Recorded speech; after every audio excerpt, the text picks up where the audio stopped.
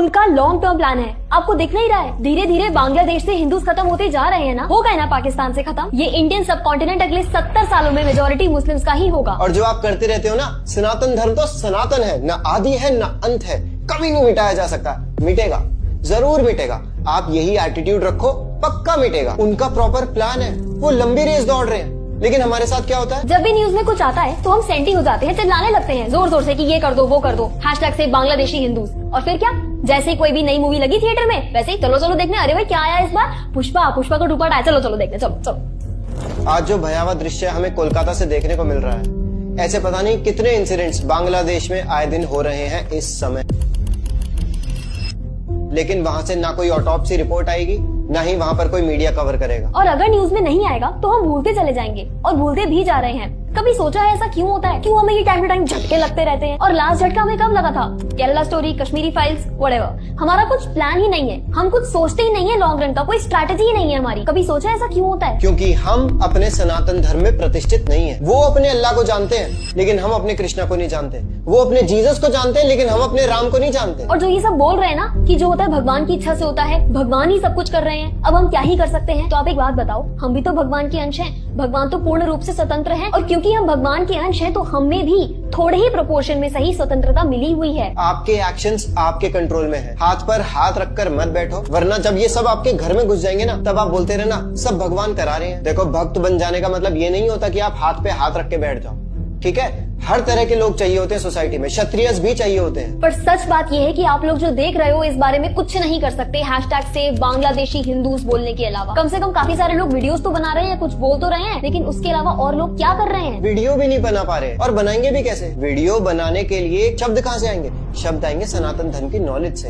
अब जब सनातन धर्म की नॉलेज नहीं होगी तो वीडियो कैसे बनेगी? अपने सनातन धर्म के बारे में 90% ऑफ द हिंदूज कितना जानते हैं? भगवत गीता में टोटल कितने श्लोक? ऑप्शन दे दीजिए तो मैं बता सकती हूँ। लेकिन वहीं दूसरी तरफ उनके बच्चे को कुरान की आयतें पता है, वो लोग नमाज पढ़ते हैं, 5-5 बार दिन में नमाज पढ़ते हैं, इतने डेडिकेटेड है वो अपने धर्म के प्रति। लेकिन यहाँ पर आप बताओ, कितने लोग हैं, कितने हिंदू हैं जो दिन में 3 बार गायत्री करते हैं? और गायत्री तो छोड़ो, उपनयन संस्कार ही नहीं होता। उपनयन संस्कार भी दूर की बात है, उन्हें ये नहीं पता उपनयन संस्कार होता क्या है। तो आप सोचो, आपको दूसरी तरफ सच में उनका लॉन्ग टर्म प्लान नहीं दिख रहा। अब बहुत से लोग सोचेंगे, अरे हमें उनके लॉन्ग टर्म प्लान से क्या मतलब? अरे भाई, उनसे कुछ सीखो।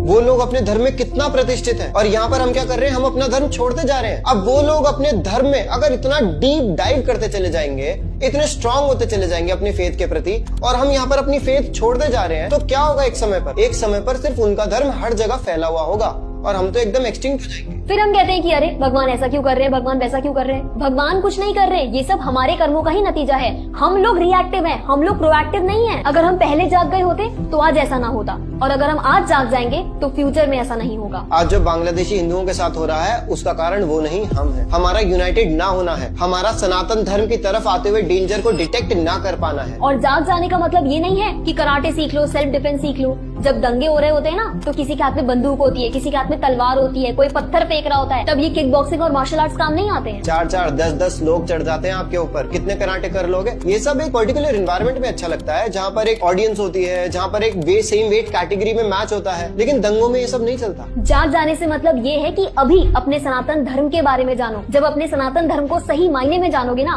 तब यहाँ से दिल से सही मायने में अपने धर्म के लिए अप्रिसिएशन निकलेगी, और जब वो निकलेगी ना, तब आप अपने धर्म की रक्षा के लिए मरने मिटने को तैयार हो जाओगे। धर्मो रक्षति रक्षिता, जो अपने धर्म की रक्षा करता है, धर्म उसकी रक्षा करता है। लेकिन ये ताकतों से भी बड़ा, अगर कोई सनातन धर्म का दुश्मन है, वो है USA, United states of America. वो ऐसे इन से पहले यूएसए हम सभी के साथ एक मेंटल युद्ध लड़ता है, हमारा कल्चर बर्बाद करके। देखो, भले ही आप कितना बोल लो that we are proud to be Sanatanis, we are proud Hindus, but सच बात ये है that you are ashamed to be a Hindu। आप पब्लिक में धोती नहीं पहन सकते, आप पब्लिक में तिलक नहीं लगा सकते। ये जो वेस्ट का कीड़ा है ना, इंग्लिश का कीड़ा, हॉलीवुड का भूत, यूएसए का भूत जो हमारे सर पर सवार है, इसे हम चाहकर भी, कोशिश कर भी अपने सर से नहीं उतार पा रहे हैं। Because the nightlife of Las Vegas is very good. At night you can enjoy every time. और ये भूत आपको चाहकर भी नहीं छोड़ रहा है, और छोड़ेगा भी नहीं। क्यों? क्योंकि जब तक आप सनातन तत्व को नहीं समझोगे, जब तक आप अपने शास्त्रों को नहीं उठाओगे, उन्हें रियलाइज नहीं करोगे, तब तक आपको सनातन होने पर गर्व होगा ही नहीं। क्यों? क्योंकि आपको कभी रियलाइज ही नहीं होगा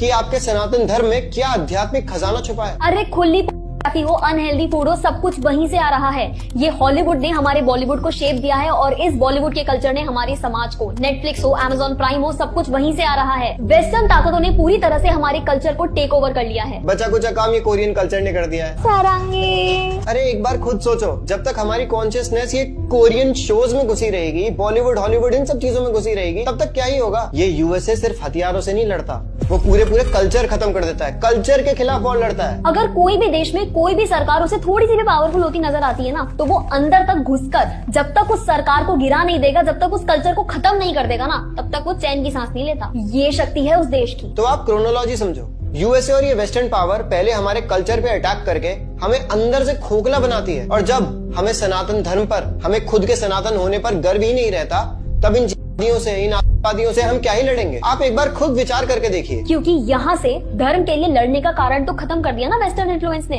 अब ज्यादा क्या होगा, टाइम टू टाइम हमें जोश के झटके लग सकते हैं, दैट्स इट। तो पहला युद्ध यूएस लड़ता है, वेस्टर्न इन्फ्लुएंस लड़ता है, और ये होता है मेंटल युद्ध। और फिर फिजिकल युद्ध ये लड़ते हैं तलवार से, चाकू से, बंदूक से। और फिजिकल युद्ध वो जीतता है जिसके पास लड़ने का एक स्ट्रॉन्ग कारण होता है, जो अपने धर्म में प्रतिष्ठित होता है। अच्छा, अब एक और कारण है यूएसए का हमारा सबसे बड़ा दुश्मन होने का, और वो है जियोपॉलिटिकल कारण। अब वो कैसे? यूएसए तो एकदम अपोजिट साइड है ना, वो तो हमसे सबसे दूर है। समझाते हैं, देखो कोई भी व्यक्ति होता है वो अपना घर परिवार बढ़ाने के बारे में सोचता है। वो सोचता है कि यहाँ पर जमीन ले लूं, जमीन लेने के बाद सोचता है चलो अब यहाँ पर एक प्लॉट ले लेता हूँ, प्लॉट के बाद चलो अपनी बीवी के नाम भी एक प्लॉट ले लेता हूँ। सोचता है ना, ये एक नॉर्मल ह्यूमन टेंडेंसी है, एक्सपैंड एंड बिकम पावरफुल। हाँ, भक्तों को, आध्यात्मिक मार्ग पर जो लोग हैं उनको ये सब शोभा नहीं देता, लेकिन ये एक नॉर्मल ह्यूमन टेंडेंसी है। और यही सेम एटीट्यूड हमें कंट्रीज से देखने को मिलता है। चाइना को ताइवान चाहिए, रशिया को यूक्रेन चाहिए, और यूएसए को तो सब कुछ चाहिए। लेकिन भारत ने कभी इस तरह से सोचा ही नहीं, हमेशा से बस बड़ा प्राउडली डिफेंड करता रहा है कि जी हम तो सनातन धर्म की भूमि है, पहले कभी अटैक नहीं करेगी, वासुदेव कुटुंबकम।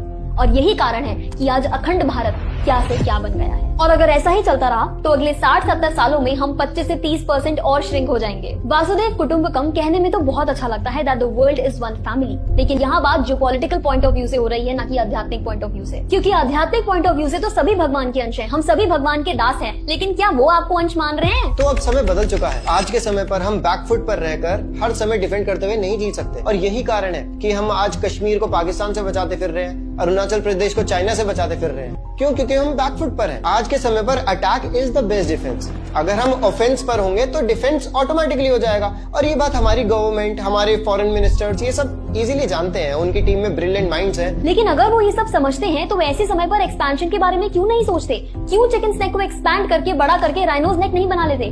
क्यों पीओके से पाकिस्तान को नहीं उड़ा देते? क्योंकि इस सब का कारण है सुपर पावर यूएसए। जैसे ही भारत कोई भी एग्रेसिव स्टेप लेगा, वैसे ही यूएसए इतनी क्षमता रखता है कि वो भारत पर इकोनॉमिक सैंक्शंस लगा देगा, और फिर हमारा भी वही हाल होगा जो क्यूबा, ईरान, वेनेजुएला जैसे देशों का हुआ। पूरी इकोनॉमी बर्बाद। आप लोग खुद जानते हैं, कुछ टाइम पहले जब रशिया ने क्रीमिया को कब्जाया था तो उस पर कितने इकोनॉमिक सैंक्शंस लगा दिए गए थे, पूरी की पूरी इकोनॉमी बर्बाद हो गई थी। तो जो लोग कह रहे हैं ना बांग्लादेश पर आक्रमण कर दो, पूरा उसे भारत में मिला लो, अरे भाई कोई मजाक थोड़ी है, इकोनॉमिकली बर्बाद हो जाएंगे हम। देखो, ये एक कड़वा सच है कि हम आज के समय पर इतने पावरफुल नहीं है कि एक सुपर पावर देश की तरह डिसीजंस ले पाए। तो ऐसे में हम पर अत्याचार होते रहेंगे और हम बहुत ज्यादा एग्रेसिवली रिटेलिएट नहीं कर पाएंगे। बस हैशटैग्स वगैरह चलाते रहेंगे और थोड़े बहुत जो बीच बीच में ये झटके लगते हैं ये लगते रहेंगे। लेकिन यूएसए को हमसे क्या प्रॉब्लम है? प्रॉब्लम ये है कि अगर भारत इसी करंट ग्रोथ रेट के साथ आगे बढ़ता रहा तो वो 25-30 सालों में चाइना जितना बड़ा सुपर पावर बन जाएगा। Indian economy to be at anywhere between 35 and 45 trillion by 2047। और ये यूएसए अपने अलावा किसी और देश को इतना पावरफुल होते हुए नहीं देख सकता। It's as simple as this. और यही कारण है कि उसे बांग्लादेश में मिलिट्री बेसिस चाहिए, एक अलग से क्रिश्चियन नेशन चाहिए, पूरे भारत को घेर लो। पाकिस्तान की गवर्नमेंट तो है यूएसए की कठपुतली, अब एक और कठपुतली हमारे साइड में हो गई है, वो है बांग्लादेश। तो हम यूएसए की कठपुतलियों से घिरे हुए हैं। कठपुतली मतलब प्रॉक्सीज। तो हमारे पास इस पूरी समस्या के बस 2 सॉल्यूशंस हैं और इसके अलावा कोई ऑप्शन भी नहीं है। पहला सॉल्यूशन ये है कि हमें अपने देश को इकोनॉमिकली इतना स्ट्रांग बनाना होगा कि दूसरे देशों की इकोनॉमी हमारे देश की इकोनॉमी पर डिपेंडेंट हो जाए। फॉर एग्जाम्पल चाइना, आज चाइना की इकोनॉमी इतनी स्ट्रांग है कि दूसरे देशों की इकोनॉमी इतना ज्यादा डिपेंडेंट है उसके ऊपर कि कोई भी उसके ऊपर हमला करने से पहले 10 बार सोचेगा। और दूसरा ये कि हम सबको सनातन शिक्षा लेनी होगी। जब हम सनातन शिक्षा लेंगे तो हम अंदर से बचे रहेंगे, इंटरनली स्ट्रांग रहेंगे, और जो हम सबकी कलेक्टिव सोच है वो पूरे देश को भी इफेक्ट करेगी। एक ऐसे ही कोर्स का लिंक हमने डिस्क्रिप्शन बॉक्स में डाल दिया है, जाकर रजिस्टर करें और सनातनी शिक्षा लें। हरे कृष्णा।